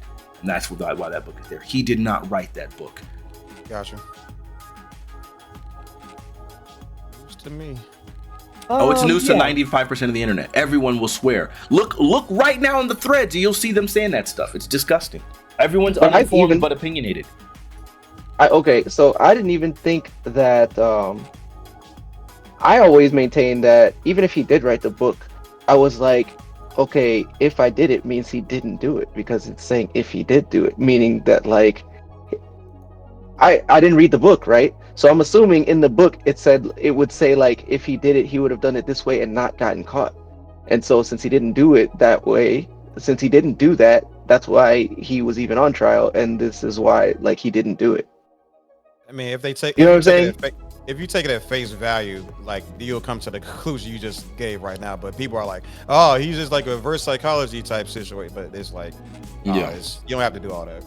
Yeah, but I get it. I mean, it's like for them, because of how smeared he was, thanks to that wench of a woman, Nancy Grace, he had the mentality that basically said, they are under the belief that he basically was so arrogant because he had already gotten away and he couldn't be charged, that he wanted to confess what he did. And in fact, that's what the Goldmans added to the title. It's If I Did It, Confessions of a Killer, right? And so in that point, what people thought was, oh, this is a book that OJ wrote in which he's confessing. If I did it, this is how I would do it, so that he doesn't actually have to make the statement, I did it. And that's what a lot of people believed. And I think it's gross. Yeah, I never thought that book was an admission like that. That would be silly. Like, why would you do that? It doesn't even make any sense. Well, there's one more thing. He did do an interview. I don't want to say it was Dateline, but it wasn't. He did an interview after that book in which he was like describing the content of the book and like kind of giving that perspective. And the book is supposed to be spoken about in third person, and he kept slipping between third person and first person. So like he's like saying, yeah, so hypothetically I would have such and such, and then he would accidentally say, yeah, so I went and I did, and it's like, ooh, wait, you did do this? And so yeah, we're doing that. But you have to understand, I mean, the complexity of like telling a third party story that's supposed to be about yourself and then trying to tell that story in third party when it's you, like how frequently that would be a mind screw, obviously. Right. I think regardless of whether or not, I think there are lessons to be learned for everybody, regardless of what you think on the matter. I think one of the greatest lessons here is that a corrupt cop ruins an investigation, whether the person is innocent or guilty. if you have a cop who you find out is corrupt and they were looking into this thing because they were one-sided, or it truly, you have just given the defense the almighty like get out of jail free card. It is so easy to throw up the, and again, I'm not saying this means OJ was guilty or anything. I'm saying when we have cops whose we find out that they're racist, or we find out that they're hiding hidden bias, or these things actually destroy the investigations, and it leaves problems like this where now you have all these people in the middle who want to say that OJ did it or say that he didn't. They have all this evidence as to why he did or didn't, but when it comes to the whole racist cop thing, it's like, oh well, you just kind of have to interpret that as you will. Maybe you think that the cops are the ones who planted the evidence. Maybe you don't. Maybe you think that they were involved with some of the stuff. It truly just comes down to your opinion. But anybody, if you think he's guilty, then you should say, wow, that corrupt cop really screwed it up for everybody. He would have been in jail if not for that, if not for that corruption. Maybe there would have been more hard evidence if not for this guy trying to go in and plant extra evidence or destroy evidence, or and then if you think he's innocent, then of course you're saying like, there's a racist cop. He's obviously trying to put an innocent man in jail. I think there's a big lesson to be learned here for at least just the investigations on the matter. In the early 90s, the police force was quite openly racist. This isn't like a secret or anything. Like, there was a crime bill for it. There's a lot of things going on in the 90s in the police. My father was a Phoenix police officer, and he himself said that they're the most corrupt police department he ever knew. And yet, I'm sure you still have deniers to this day. Well, deniers that there is corruption, sure, because people... No, that the 90s were, as you're saying that they were. Oh, yeah, sure. Well, yeah. But that's the thing is, like, everybody wants to look at the OJ thing in a vacuum, and that's really stupid. You shouldn't look at it in a vacuum. The people who looked at it at the time weren't looking at it in a vacuum. You have to look at it with everything that's happening. There's a broader story to tell. Things were not great in the 90s when it comes to tension between the police and the African Americans, for sure. Yeah, like obviously Rodney King obviously comes to mind. Like even NWA, as was portrayed in their movie, Straight Outta Compton. Like even black sitcoms in the 90s had stuff like that going on. So it's just like the fact that all of these things exist, all of these songs were written, all of these movies were written, all of these shows and episodes were written, and by black people from different cities across the country, and then to still have other people being like, nah, I don't really think that happens. Nah, I think you're making that up. It's like we just all had the same fever dream at the same time. Like, where do you think this is coming from? That's one of the most effective forms of racism, is denial. I want to point out, by the way, the team that prosecuted OJ Simpson were the exact same team that prosecuted the officers who beat Rodney King. The same office, same office. I guess they're just failures as a whole, I guess, in some people's minds. The fact that they couldn't get either one of them, because the Rodney King thing was literally obviously on trial. I think there was a failing by Marsha Clark. I think from the very beginning, she wanted to make this thing about domestic abuse. OJ Simpson hadn't been with Nicole, and they had been divorced, I want to say, for about 3 years. She had expressed intent to want to get back with him at times. He had been seen with the family earlier that day, perfectly fine. Everything was totally cool. So I think the whole I've been divorced for 3 years. I still every now and then might slip by and have some relations with my ex-wife. She's still the mother of my children. Me and the family, we still have an ongoing relationship. Everything is totally fine. And now I'm just gonna murder her randomly one night because I'm jealous. Just doesn't make any freaking sense. And then the people who were under fire, Furman, I believe he later on went to jail for planting evidence, unrelated to the OJ Simpson case. So he was this was his MO. Not to mention they had the Ramparts division, I believe, and that got disbanded.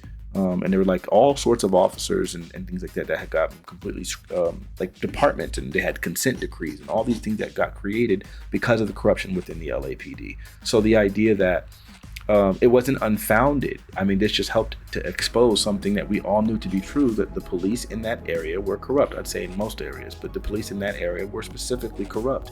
So I think it was a smart defense. Go ahead. It's like Chappelle said in the skit, right? Furman was German. He's a Yeah, racist. that was You I, know, I picked as that up somebody too. that says nigga a lot, that nigga says nigga all the time. Right. Yeah. What's the guy? But What was the brother's name on the prosecution side? Fanatiq, if you remember his name. Wait, Johnny Cochran? No, on the prosecution side, the people that was trying to get him locked up. Christopher Darden? Something Darden? I want to say. Yeah. Wait, what do you think about like that? Like the speeches they kind of did after they lost, and this guy's like, it's unfortunate that they kind of went like that, and he just cut himself off and just ran to somebody's arms and started crying and stuff like that. I'm like, that kind of never saw me, that. bro. I never saw that. It wasn't a documentary, but yeah, it was. I don't know. I'm like, yeah, bro, you know, you kind of doing a little bit much, but I'm not. I guess I shouldn't judge you too much. I guess, but still, like that bro really feel like I really feel like he was doing too much when he did all of that, bro.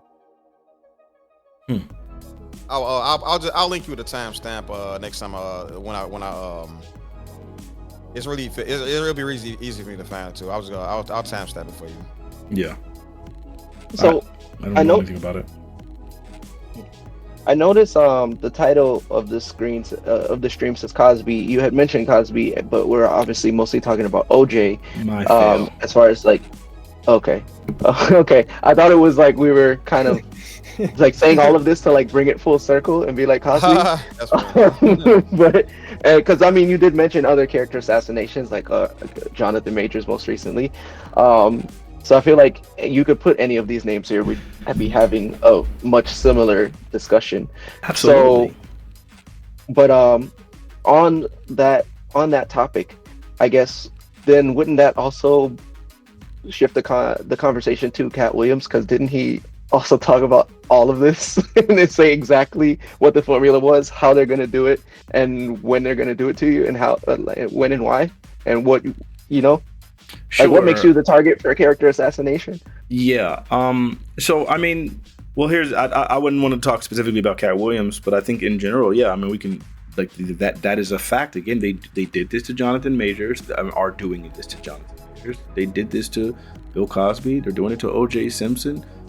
They're doing it to P. Diddy. Of course, they did it to Michael Jackson. And again, okay, P.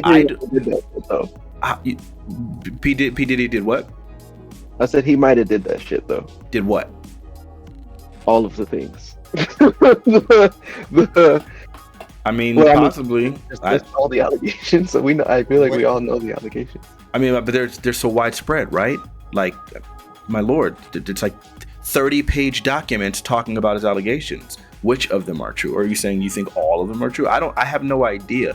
And I think the problem that I have with the P. Diddy situation, because he could be guilty. I have no idea. We'll have to wait until they start actually presenting evidence, or else I'll be stuck in the same situation where all these other morons are, where I'm defending or accusing a person like they're doing with OJ Simpson, having no information about any of the evidence about anything to be able to prove the claims whatsoever.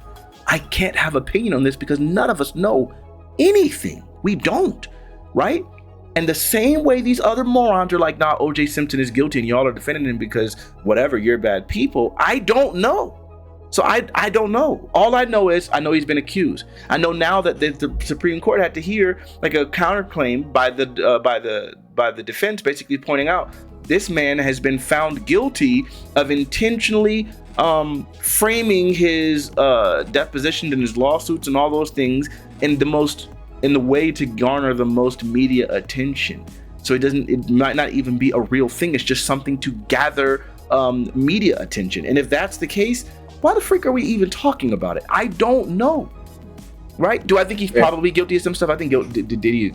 I'll tell you what I think Diddy is guilty of. I think Diddy is guilty of that situation with Shine that happened years and years and years ago, in which he was tried, and then of course for the shooting in that nightclub in which that person died, and Shine ended up doing all that years with the obvious conflict of interest. I'll give you that. We know that the lawyers representing Diddy were also representing Shine, and Diddy was the one paying them, so they had more of an obligation to defend Diddy. We know that. He's guilty of that. Do I know that he sex trafficked children? I have no way of knowing. Okay, I don't have any proof. That's true. I agree with you there. I'm not, when I said yeah, he probably did that shit. Is what I meant is that there are so many things being said that it can't be that every single person is just talking shit. But based on what you're saying, that like, okay, we don't know because there hasn't been a trial with the facts presented. By that same token, and I mean, this man is half black. Love him or hate him, does that mean that you feel like you don't have an opinion on whether or not Andrew Tate is guilty? Oh, sure. Because I feel like people feel very strongly that he is a trafficker as well, even though there's no. Well, let's analyze the statements out of his own mouth, where he talked about literally from his own, like, again, these things came out within, you know, that were presented within his trials, where he's literally talking about a woman who he's intentionally taking away from her family, intentionally fabricating information, basically telling, hey, people are saying that you used to be a stripper back in the day, and so on and so forth, completely making it up, intentionally isolating her from all of her family, telling her she can never go back and see them without him, basically saying that he only gives her enough just to be able to barely sustain herself, but then he's putting her around other women who are doing the camera thing, like, this is your bottom woman, and she's going to be the one that's going to convince this girl to do that, and so on and so forth, and like literally detailing exactly how he's going to make this girl a cam girl for him, by isolating her from her family, bringing her to a foreign country and starving her, basically. Like, when you have all of those admissions out of this man's own mouth from his own leaked DMs, you can say, as people have always said, oh, this is just a character, Andrew Tate is just a character, he does this stuff for entertainment. These were leaked DMs. This wasn't so I mean, he must have been in character in his private messages that he didn't expect to be disclosed. I don't think so. That's why I feel the way I feel about Andrew Tate. I think there's good evidence to suggest it. We should always have good evidence. Now find me something similar for P. Diddy. It doesn't exist yet.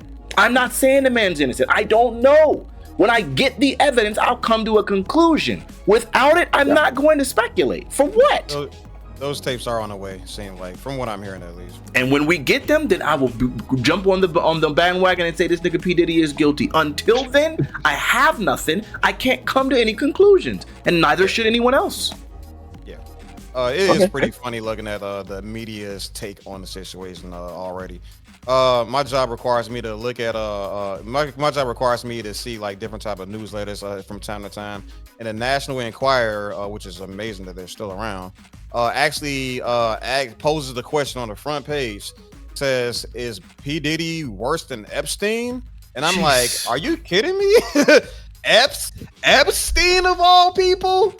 Are you really finna drop that name? But so I'm like, you know what, just whatever, man. And some, you know, and some of the people I asked, they like, you know, well, no, you know, Sonny, man, like, bro, if Diddy is how do I put? Oh, I gotta calm down. If Diddy is guilty of anything, Epstein did what Diddy did times fucking 100. You know what I'm saying? Sure. So like people need to, like, the media especially need to calm down with this pre-trial character assassination. I think I would like for the media to kind of stay out of it until justice is properly served. I think that would serve the American people a lot better than what they have been. Then how's, you know, you pretty know where I'm going with this. It would serve the American people a lot better. But question: if you know, he does go to trial and he is acquitted, do we get to still keep saying no Diddy? Because I like. Oh, I don't say no Diddy. I don't believe in that. That phrase is actually banned in my stream. I don't allow that. Right. That actually, I think it's my disgusting. Bad. Don't ban me, bro. You're good. I'm sorry. It's just that I think that we do this all the freaking time. No one was going around saying no Fogel. No one was going around saying no Epstein. No one was going around saying no Spacey. No one was going around, like, all of these cases. We got the Roman Polanskis. We got the Spaceys. We got the freaking what's that? Woody Allen. We got all of these different cases, right? Elvis Presley. All these white cases of all these sick people doing all these sick things with obvious evidence, some of them having pled guilty and fled the freaking country. But what we're going to focus on is P. Diddy. We always going to try to bring this back to black folks. I'm not having that. I think it's disgusting. Furthermore, in the middle of us having all these documentaries expose the horrific pedophilia of Dan Schneider's compatriots, and then the fact that we're still focusing on Diddy right now based off of an allegation that hasn't even really been substantiated at all, yeah, freak out of here. No, we're not doing that. I'm not doing that. Oh yeah, so I didn't actually get I didn't finish watching that HBO docuseries. Like, So Dan Schneider like never went to trial for any of this? I'm not informed enough about it to be able to say. I don't believe he did. No, he didn't go to trial for anything. It's So just like, the but people he this hired being to do it. out now doesn't like he wouldn't have to go now? Shouldn't he have to go now? If the prosecution decides to do an investigation and charge him. I mean, they gave literally the team for freaking Jonathan Majors, ex-grifter. They gave her, and they Grace Jabari. They gave them literally all of the details of, hey, here's enough to go ahead and come up with a thing for you guys to go ahead and prosecute. And the prosecution just made the statement, we're just not going to do it. Here's evidence of her being abusive, evidence of like whatever, and they just said, oh, we're just not going to prosecute it. It's up to the prosecutor. They can choose to do it, or they can choose not to. Let her come out as a MAGA Republican and get all up in her mouth. Yeah, that was man, that Jonathan Majors thing definitely hit home. Like I'm done with a whole lot of things Disney related after that case. But at the same time, it's like it shouldn't be like too surprising. We kind of seen we seen how Disney treated like black people in the past and stuff like that. The one opportunity they had, excuse me, the one opportunity they had to give black people like their own shine, like they did with like Asians and Native Americans in Pocahontas, is they give us the Lion King, where it's just a bunch of animals and stuff like that, right? And then we sometime that like years later we get like the Princess and the Frog, but like last time I checked, I didn't watch the movie, by the way. From what I'm hearing, most of the movie she spins as a frog. I mean, like what are we talking about? Yeah. Oh, I did watch a video on that. Whenever like the black person's a main character, they're like not black for most of the movie. Like that movie that with the jazz guy that just came out, where he was like a blue ghost for the whole movie. Soul. Like, he dies in the first one. Soul, yeah. And other similar movies. Yeah, that is a thing to be looked into. Yeah. That's crazy. See, I don't mess with Disney, bro. Like I said, that Jonathan Majors thing like really pissed me. So I mean, not to say I'm not gonna watch more Marvel movies anymore. I'm just gonna bootleg. That's all. I need to say that. Hey, that's how I feel about what's his face's movies, Quentin Tarantino. I'm really. I'm literally never watching another one of his movies in theater. Wait, what did he do? Oh no! That's another conversation for another day. I'll link you guys in private. It's the most absurd, disgusting thing you'll ever see. It'll blow your freaking mind. It'll blow your freaking mind. No, bro, it's disgusting. I will never watch another one of his movies in theater. No standards. They have less than standards. And right. He's made some of my favorite movies. That's why it's funny when you see these comedians and they want to talk about OJ, or you see people in Hollywood, they want to make jokes about OJ. It's funny because the case itself doesn't matter. You have this weird cult of personality that's so obsessed with telling us how we should live our lives and what we're doing wrong and how we should be voting on things and what jury should come to what conclusions. And honestly, all these people, like, I would love to tell them where to stick it. I hate them all so much with such a burning passion. Yeah. Hollywood. How familiar are you guys with the Roman Polanski? Yeah, I just know the name. You just know the name, right? I need a refresher. Okay. What if I told you that he was a director that got like literally convicted for like molesting a child? I think he was a 13-year-old at the time. And then, he fled the country so that he didn't have to do his time, and then was nominated for an Oscar. Ah, there we go. While he was in another country. Nice and typical. After molesting a child and being confirmed. What? Like this? That sounds real? It sounds like America. This is America. It sounds like America for white folks. You can't name a black person that would have happened for. That not in that's years. just implied with being America. They wanted to ban Will Smith for slapping another nigga. But y'all want to give this nigga Roman Polanski Oscars post molesting the kid. Freak out of here, bro. Yeah. I don't know why. No. America, as you said, America for white people, that was just implied with America. Yeah. It's like, that is America because that's what happens for people like him and not for people like us. Right. Well, fortunately, most black folks aren't out there touching on children. I mean, statistics have shown that the vast majority of those. Never mind. We just move on. What else you got for us, Pons? Where we go from here? We were trying to attack your people there, Pons. You're muted, Pons. But I think he's talking to a stream, which is fine. Oh, okay. Yeah, he'll be there in a minute. Yeah, I mean, I don't know. I just kind of want to. I never really got a chance to answer the question about the I guess the attitudes or the question that Zerk asked about come on, Brand, you can do it. About like the people's feelings towards OJ Simpson and stuff like that throughout time, and it's like it's more or less kind of what I kind of discussed regarding with my question and how these political figures just kind of jump straight to criminalize and say, oh yeah, he definitely did that, or like how could black people like celebrate this man throughout after what he did to that after he did to those people. And it's like, I mean, in this very brief conversation, Fanatiq, and I'm pretty sure we're around the same age, and you yourself admitted that you wasn't really paying attention to like what was happening at the time of it, at the time of it being shown on TV. You know what I'm saying? I'm the exact same way. I don't know, what was it, 95? I wasn't even a teenager yet. I don't know. I was like, what, 7, 8, 9, 10, I don't know, what, something like that. But it's like, even like this is just a brief conversation. You pretty much shouted all, like, firstly, you shouted all doubt I had. I mean, I know I know you guys said that, hey, you shouldn't be leaning too far in one direction. But like I said, I watched what I watched, and like the only thing that was convincing for me was, like I said, that DNA evidence.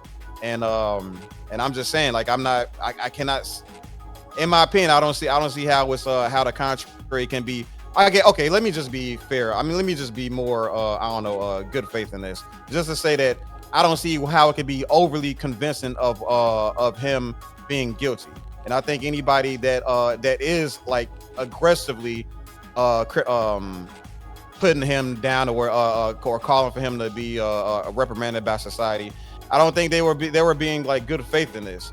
So like, I just kind of feel like that these people are doing like OJ Simpson especially a disservice by using their voice, by using their popular voices to pass along this hatred, this vitriol towards a potentially innocent man. You know what I'm saying? At the very least, I would say leave some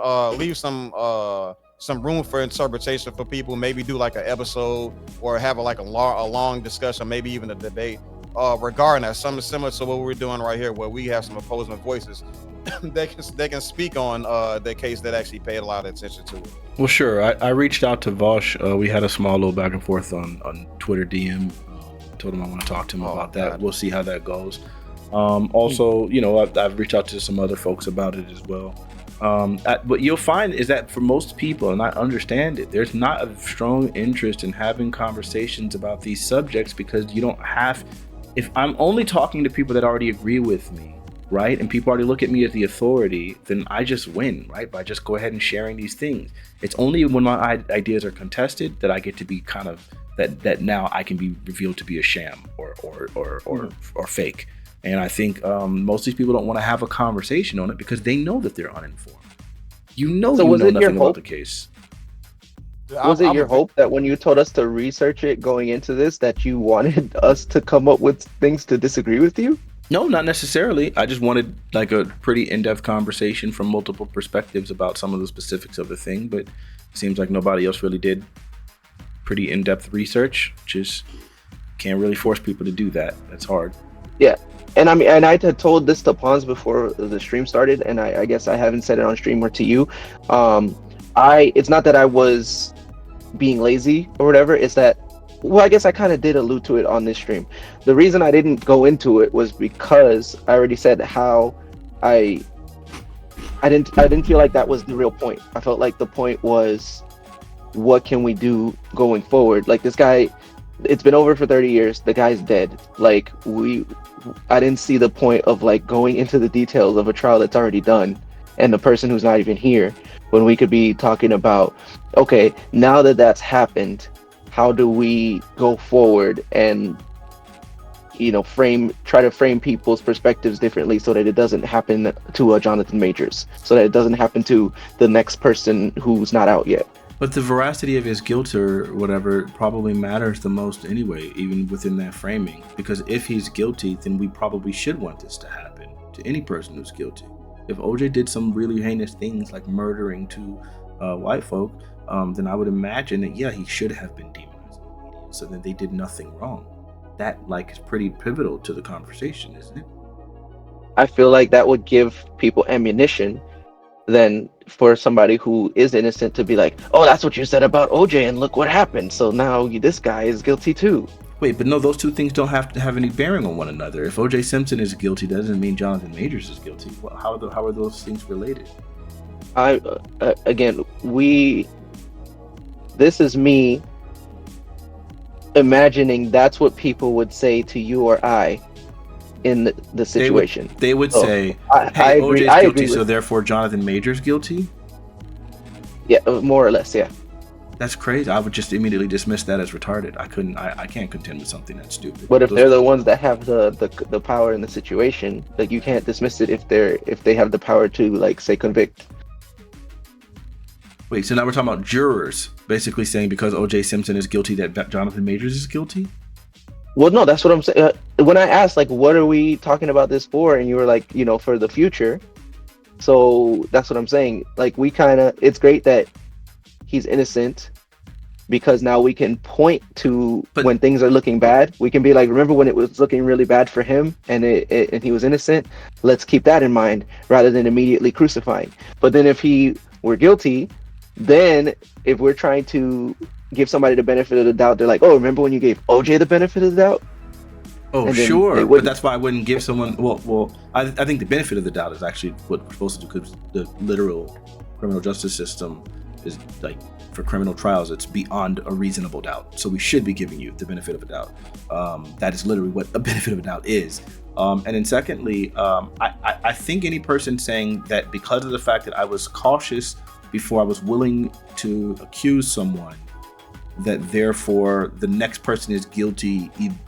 I'm just not. These connections seem so insanely spurious and unfounded and illogical. I don't even know why that would ever be a constriction. I think it tracks that a person can go fool me one time. Like, I was cautious before and I was wrong, so I won't be so cautious next time. This is embarrassingly like it might not be correct, but like people would definitely go that route. Yeah, right. People do that definitely. So do you think I should modify my actions based on the idea that some person will say I was wrong about being cautious once, so therefore I won't be cautious in the future regarding someone's guilt in a criminal trial? Do you think I should modify something I'm doing based off of those type of broken individuals? Depends on their leverage, unfortunately. If they actually have like a voice, then you probably got to dumb down your logic and your reasoning to be able to reach them to change their opinion. No, you intensify your logic and your reasoning in order to defeat the stupidity and air out and point out how hypocritical and ridiculous and retarded their logic is, therefore showing them that they need to change their behavior. Why would I change me and be softer towards the individual who's doing clearly something that's egregiously wrong? Wait. All right. I'm glad that it's so weird, like, that he's talked about all of these things so many times, but I have to reference Chappelle again. When he was talking about Juicy Smollett, he was like, yes, black people did help Juicy Smollett by not saying a fucking thing because we knew he did that shit. Like, right. Even though we knew he was guilty, we weren't gonna go out and be like, that nigga's guilty, because we know the repercussions that can have and the ramifications that can have going forward with other people in that situation. So we just shut the hell up. So that's what I'm saying, is if you think somebody's guilty among us, you just kind of talk about it among us, and then, like, publicly, you just kind of don't say anything.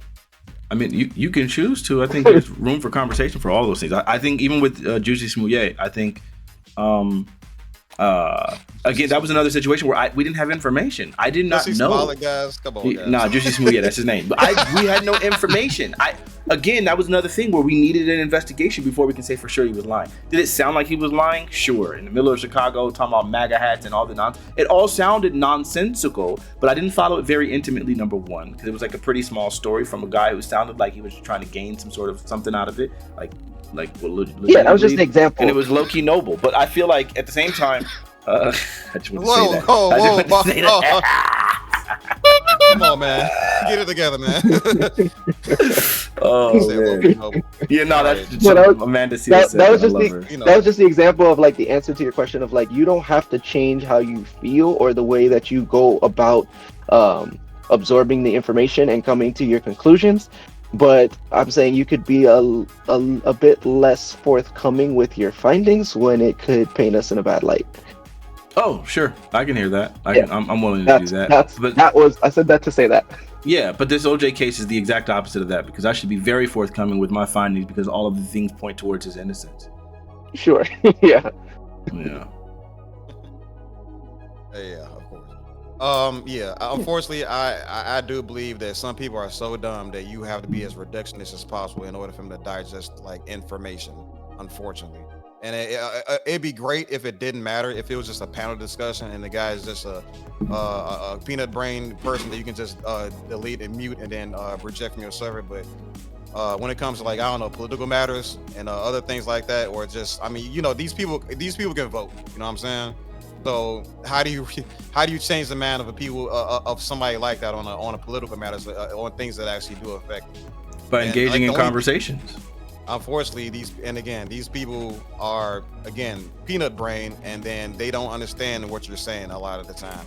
And I don't again, think you're so. gonna have to- That doesn't happen to me. I feel like in the vast majority of my conversations, I think I'm an incredibly, I'm sucking myself, incredibly effective communicator. I don't think most people walk away from conversations truly not understanding. I don't choose specific verbiage in order to be misunderstood. I make sure that I'm pretty concise in the way that I say things, and I double down, triple down in different ways to ensure that it's totally received. Ask very provocative questions in order to categorize. That is to teach by the form of asking questions in order to make sure that everything that I'm saying is understood. So I don't think that that's the case. I think in the vast majority of situations, people walk away if they're truly engaged in a conversation with me with a better understanding. I don't think that that's something that's supposed to happen. I think that only happens with people who are ineffective communicators, and I'm not one. Yeah, so for everybody that's watching, please watch Fanatiq and do what he does in order to reach out to the people that don't think as hard as they're supposed to, especially when engaging in very political matters. There are no brain dead people. I take huge issue with that. No, there are no brain dead people. No, the reality is there are people who are dumb. There are people who choose to be dumb. There are people who choose to be ignorant. I don't think there are truly people in this world who are incapable of understanding why OJ. Of course, there are mental exceptions for people. I'm not trying to be ableist here. But for the most part, speaking on a bell curve, I think if you hear the things about OJ and you decide that he's guilty, it's not because there's something wrong with your brain or because you're different than me or because you're less than me. It's because you made a choice. And most people make a choice off of their feelings in the moment. That's okay. You're not stupid for doing that. The stupid thing is pretending like you're above that or like you're different than that. If you just say, look, I'm a human like everybody else. When I hear something about OJ, I'm going to make some decisions right away. I just got to remind myself that I'm going to do that and try to be a little bit more, show a little bit of candor. It's like, this happens all the time in real life. You ever gone to the library and someone's ass is hanging out? You get like a little look, but you're not going to sit there and like eye their ass. Like because even though your brain is telling you to, it doesn't either way, right? Let's say they're super hot. Even though your brain is telling you to, there's another part of you that you're appealing to. The logic, the reason that's saying, okay, yeah, but if I stare at this person's ass in a Barnes and Noble, they're going to feel uncomfortable. I'm going to make them uncomfortable. Yeah, I want to look. Yeah, it feels good. Whatever. But when it comes to other things, all of a sudden, when it comes to knowledge about OJ Simpson or knowledge about XYZ, all of a sudden it's like, no. You actually, it's because you're an idiot. You just can't think it through like everybody. You just haven't thought it through like I have. No, I think that they haven't thought it through like you have, but not because they're idiots. Just because no one's challenged them to do that. That's why is Fanatiq saying, look at all these amazing results I get. I don't think Fanatiq has some special sauce other than Fanatiq challenges you like a human, and you have two options. You can either rise to that or you can crumble. And both of those are W's. Like you know what I mean? Like you're getting the truth out of somebody. That's at least my opinion on the matter. So if you don't hear the person concede, you have to go for the crumble. Wait. Okay, I have a question. Do is if somebody is mentally handicapped, okay, is there a difference for you between somebody who's mentally handicapped diagnosed and somebody who just has a low IQ, or is it like once your IQ dips below a certain threshold then you are automatically mentally handicapped? That's IQ. that's Sorry, what go they ahead. said. That's literally it. Like once your IQ goes below a certain threshold, yes, you are mentally handicapped. That's like Okay, literally let's how say it the goes. threshold is like 70. Okay, let's say the threshold's 71. So like if you have a 70 IQ, you're mentally handicapped. But if you have that 71, aren't you just kind of like, wouldn't those be the people we're talking about as like brain dead? Have you ever played a Like fighting they're game? not mentally handicapped, but Zerk, have you ever played a fighting game? have I? Yes. You know how you can put handicaps on? Mm-hmm. It's not impossible to play with the handicaps. You could still win or lose. Correct. Just because someone is handicapped doesn't mean they're incapable or unable. It just means they're differently able. It Yes. might be that you have to do a little bit of extra work or a little bit of different work or a little bit of more understanding, a little bit more listening. It's different, but it's Within not reason. Yeah. impossible. There's no line that we cross where suddenly you can't. I think there's only one line that you can no longer communicate with someone is language. That's it. I think as long as you speak the same language, you're going to be able to communicate. As long as the other person wants to, of course. You can't just make it happen. But no, I mean, mentally handicapped or not, like I think that most people can have these conversations. And even if you're mentally handicapped, just acknowledge that. Take a little bit of extra time with the prompts. Like there's nothing wrong with these things. It's just No. I'm saying for the people who aren't mentally handicapped, like they're legally above the threshold of mentally handicapped, but they're Sure. dangerously close. Like I don't- those Well, are the IQ isn't the painful whole people story, because right? it's like they I don't don't think really that's the have a learning case. disability. They're too slow. They just can't What- do what it. do you- It's what not is that they're your- slow. Most of the time they're just being dishonest or they've already made their choice, like as he said already. I believe Yeah, that. my question to you, Zerk, would be: do you think these people are truly incapable of changing their minds? I think that they are capable of changing their minds. Yes. Right, everyone. But I think no matter what, the right? way that you change their mind is not through like facts, reason, and logic. I think it's by saying something that like either sounds cool, that has like sweet alliteration, or that is like you use certain speech giving tactics like repetition, saying something over and over again, so that it like sticks in their mind. You could be wrong the whole time, but if it sounds good, they'll change their mind. In your opinion, why does that stuff work? Why does that work for everybody, even those with regular IQ? I mean, some it touches something in our emotions. Right. That would absolutely be my answer. Is that there's something emotional that you're appealing to there. You're not appealing to anything intelligent. So talking about intelligence in this is an important part, but you're saying, how are they going to intelligently respond when I appeal to them emotionally? No. If you're appealing to someone emotionally, you're going to get an emotional response. Doesn't matter if they're 5 IQ or 100. If you're people who, I don't think people are so low IQ that they're incapable of intellectualizing something. I think they can be so low IQ that it might be longer, it might be different. But have you ever run into someone who you truly feel can't understand the things that you're trying to tell them? Maybe they can't Yes. understand the math. My of it or the ex-roommate. geometry of it. Okay. My ex-roommate. That's why I was like, he was a great Well, that's person, fair. like good heart. Like he was I wouldn't hate. I obviously, was friends with him for years, but our friendship actually ended over a conversation where he just couldn't get it. Do you think that And he- that person is friendship, never because he capable of would- getting it? Maybe one day. I don't know. Maybe one day. It just I don't know. The reason I guess the reason I ask all these questions one after another is because what you said is really interesting, and I think it's really important. I wanted to see if your thought was more towards maybe we should do away with these people that are not really fit for these conversations, or maybe we should try to find that way to appeal to them. What do you think is more like your thrust? I think that when people like us have this conversation, if we can come to an agreement, then we can agree that that's what we are teaching to the people who. Okay, if you are wrong about something and everybody's telling you you're wrong, like 98 people tell you you're wrong, but one person tells you that you're right, you're going to listen to that one person because of confirmation bias. So I think we have these conversations among ourselves. We come to a consensus and we try to make it so that that one person no longer exists, so that they can no longer cling to that person to say that they're right, and they have to then listen to what is right. Like if we're disagreeing, they can always choose whichever one of us they want to agree with to be wrong. Yes, yeah, and that goes back to what I was saying earlier. When you're talking about this stuff, it's very important to say you feel strongly on the issue, but you don't know. Like, I don't know what Vosh has said, but I'm willing to guess that there's probably some grand assumptions being made. And my frustration there wouldn't be, oh my gosh, Vosh, you feel like OJ's guilty. It's, no, you're telling all these people that he is guilty and not saying I might be wrong.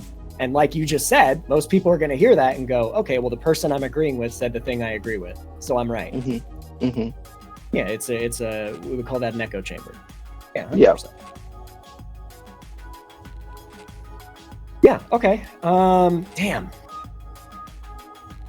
Do you feel like this has been a productive conversation about OJ, Fanatiq? Somewhat. I think, we touched on, other things. I can it's not what I would have dreamed, but it's just, yeah, there were things that were discussed that I think that were important and needed to have been said. So yeah, overall works. Can I ask a question real quick? Can we just talk briefly about the evidence that you think would have, because I want to say, because I'm still kind of confused as far as how we can come to a guilty verdict here. We shot down the DNA evidence. I mean, Fanatiq did a pretty good job at that, right? What else was in there? Because maybe I missed it. Because again, I only remember about, I don't know, an hour and some change into the documentary I watched. And I didn't watch the case. I didn't watch the case frame by frame from back in the 90s or anything like that. And I didn't listen to a myriad of different opinions and conversations regarding it. Maybe Fanatiq did, but what else was there? You know what I'm saying? That could actually lead into a guilty verdict if the DNA evidence was not it. Like, what else was there? What evidence was there at the thing? I don't think there was any good evidence. I mean, what potential evidence? I mean, yeah, if they actually had his actual DNA at the actual crime scene, that would have been really convincing evidence. Had they actually spotted him at the area, that would have been some good evidence.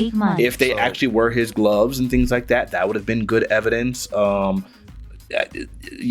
think they found the fingernails underneath the fingernails of one of the people. They found the DNA of another person that wasn't OJ. So I guess that would have been some of his DNA.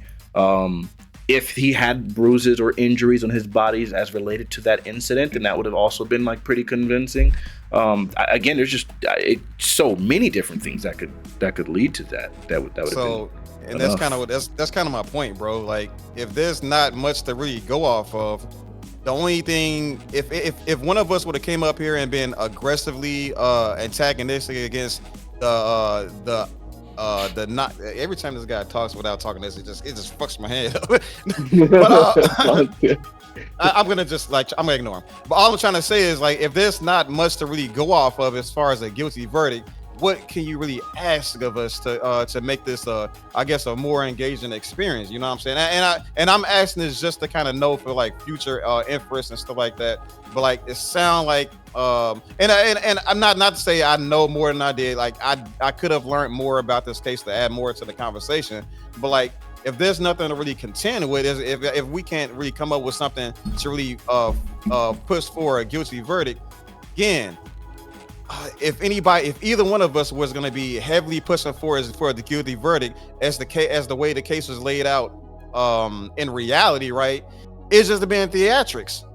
We would have just been up here being clowns trying to put on a show, and I don't think that's you don't have to do that. Wants. I think there's plenty of different ways people interpret different pieces of information, and furthermore, all of the information in one direction shouldn't be coming from one individual. It shouldn't be just me, hey, well, here's the facts, so on and so forth, right? That shouldn't We should just be informed. And with any type of information, the more informed you are, the more you can talk about something.